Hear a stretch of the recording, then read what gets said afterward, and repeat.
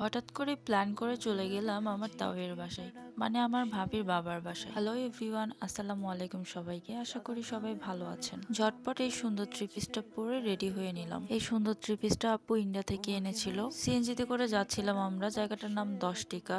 এখানে যেতে বেশি একটা সময় লাগে না, 15 থেকে 20 মিনিটের মধ্যেই পৌঁছানো যায়। পৌঁছানোর পর আমরা হাঁটতে শুরু করি, বাসা প্রায় চলেই আসছিল। এই রাস্তাটা আমার খুবই পছন্দ, তাই যখনই আসি এইটুকুন পথ হেঁটেই চলে যাই। চারিদিকে গ্রাম বাংলার পরিবেশ আমার খুবই ভালো লাগে। বাবুকে নিয়ে হাঁটতেছিলাম আর বাবুকে বললাম যে কই যাচ্ছ বাবা, নানু বাসায়? সে তার ফুপির কোয়েশ্চেনের প্রত্যেকটা অ্যান্সার দেয় বলে। বাসায় যাওয়ার পর দেখি আরো একটা নান্না বাচ্চা।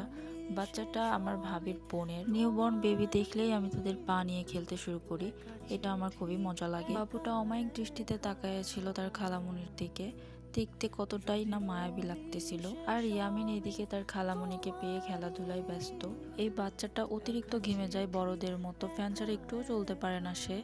তাই বাসায় আসার পরপরই কাপড় খুলে আগে ফ্যানের নিচে রাখা হয়। আমরা দুপুরের দিকে যাই, তাই যাওয়ার পরপরই আমরা ফ্রেশ হয়ে লাঞ্চটা করে নিই। তারপর একটু রেস্ট করে বাজারের দিকে ঘুরতে আসি। আমরা এর আগে কখনো এইভাবে বাজারের দিকে ঘোরাঘুরি করি নাই, তাই টুক করে ছোটখাটো ভিডিও করে নেই। আর এই বাজারে আসার পর মানুষজন এমনভাবে তাকাচ্ছিল যেন মনে হয় কোনো মিডিয়ার লোকজন এই বাজারে আসছে। তাদের এইভাবে তাকানো দেখে আমরা হাসাহাসি করতেছিলাম।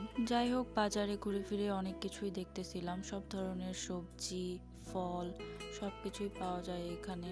আর একটু সামনের দিকে গেলে মাছের বাজারও আছে, বাট আমরা ওই দিকে আর যাই নাই। এখানে দাঁড়াই আমরা মুড়ি মাখা নিচ্ছিলাম। তারপর সামনে আসতেই দেখি আখের রস, তাই এখানে দাঁড়ায় আখের রস নিচ্ছিলাম আমরা। গরমের দিনে আখের রস খাওয়া খুবই উপকার, বাট অনেকেরই ঠান্ডা লেগে যায়। আখের রস খেয়ে আমরা পুরাই ঠান্ডা ঠান্ডা কুলকুল হয়ে গেছি। তাই হাঁটতে হাঁটতে সামনে কসমেটিকের দোকানে চলে আসি। এখান থেকে আমার কিছু রাবার ব্যান্ডস, হেয়ার পিন এগুলো লাগবে। কেনাকাটা শেষ করে আমরা বাসার দিকে চলে যাই। তো আজকের ভিডিও এই পর্যন্তই। সবাই ভালো থাকবেন। আল্লাহ হাফেজ।